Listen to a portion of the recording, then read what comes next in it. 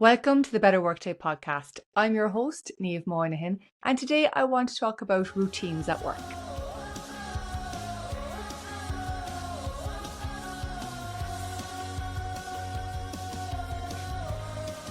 Hello, and welcome back to the Better Workday Podcast. How are you doing? So I took a bit of a podcation. If you are a regular listener, you might notice that I haven't been around for the last week or two, and that's because I just needed a break.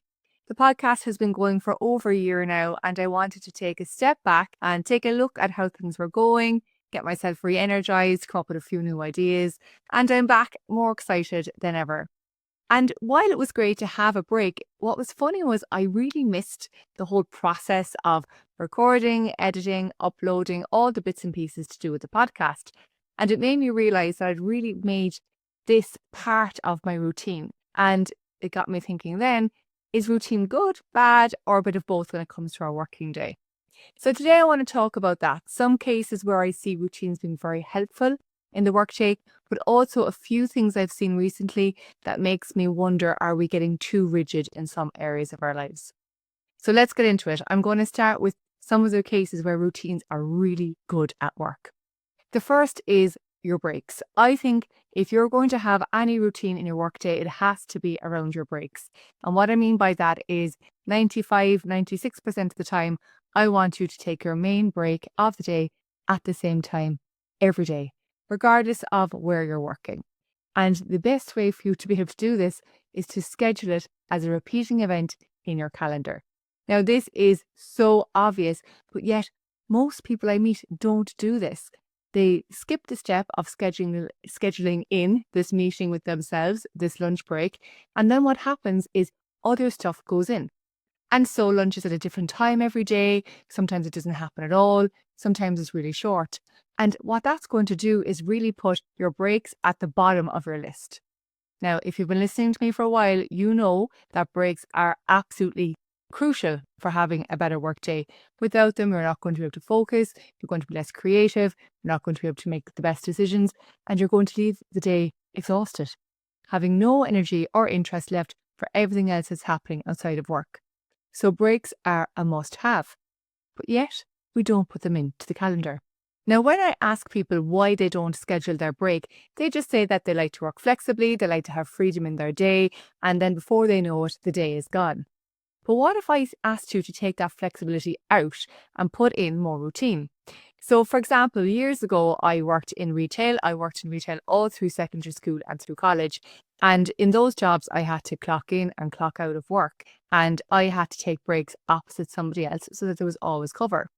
And in those jobs, we all had a break time, and we all took our break. And we all took the full break. There's no one clocking back in early from their lunch break because you're not going to get paid.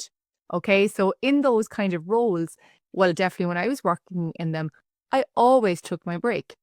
And then I moved into a desk-based role and I got this freedom to schedule my day as I liked, or so I thought. And the first thing to go was the breaks. Because sometimes when there's not a limited time frame for us to take the break, we feel like we have all the time in the world. And what happens then? Well, it doesn't happen. So I definitely think that bringing a little bit more of routine and structure around breaks and start and end times is really, really important in your workday. Now, the other area where I like a bit of routine is my uniform. So again, over the years, I have spent ridiculous amount of time, unnecessary time, worrying about what to wear to the office, what to wear when I'm working from home on camera, what to wear at events, all of the things. And so over the last while, I'd say maybe a year, I started to bring back in a uniform. Again, remembering those days when I used to work in places where I had to wear one and the freedom of not having to worry about such decisions. I mean, I think I've said it in a few episodes past that we're dealing with so much information these days and there's so many decisions we have to make already. I'm all about reducing that. And so you'll notice that on the podcast, if you're watching on YouTube, I tend to wear the same things all the time. If you've seen me deliver workshops, you'll see me wear similar things all the time, even down to my shoes. Okay. And what that does is it just frees up the mental load because you're going to wear one of three things and that's done. And the third thing that I love when it comes to routine is my non-negotiable. So I have one thing that I will do every day of the week. So Monday, it's one task. Tuesday, it's a different task. Wednesday, it's a different task, and so on. And what it means is that I know that every Monday I'm focusing on a certain thing. Every Tuesday, I'm focusing on something else. And it allows me to, again, have to make less decisions about the day. So in all these cases, I think that routine structure is great. But on the other hand, I put out a new blog recently on hybrid working in 2025. And the reason I did it is because a lot of us have been hybrid working for a while, but that doesn't mean we're working well. As humans, we are really good at just accepting things that are slightly uncomfortable, a little bit less than optimal, and we're like, we'll get on with it. But I feel it's always good to stop and think, is this really working well for me? And one of the things I've noticed, especially when I'm talking to teams who are hybrid, is that we seem to have put work into two different boxes. So this is the work I do on my home days, and this is the work I do in the office days. And that sounds great. And it sounds like you're getting really organized. And in theory, I think it works really well. But what if something changes? So what if for some reason you can't get into the office for a whole week?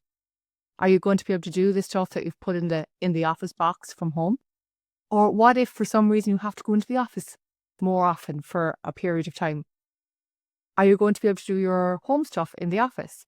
And I worry that sometimes we overstructure our week and kind of put these, boundaries around our work. And then if there's any change at all, we're out of sorts, we're stressed, we don't know how we're going to handle it.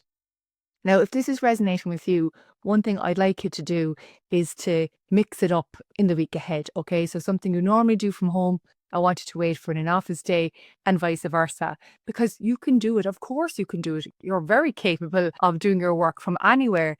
And I think it's good for us to remember that often so that if things change that are outside of our control, we still can feel in control of our work and of our day.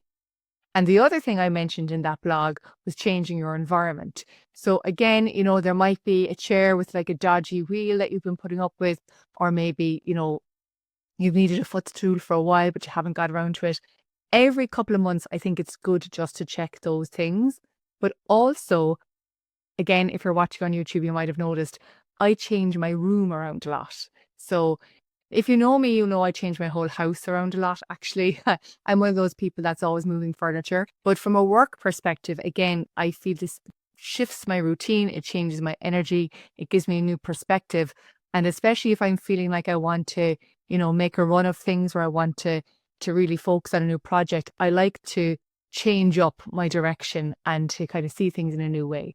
So again, if you feel like creativity has been stalling or you're in a bit of a rush, do something like changing up the place that you work. If you're working from home, you'll be amazed at the difference it makes.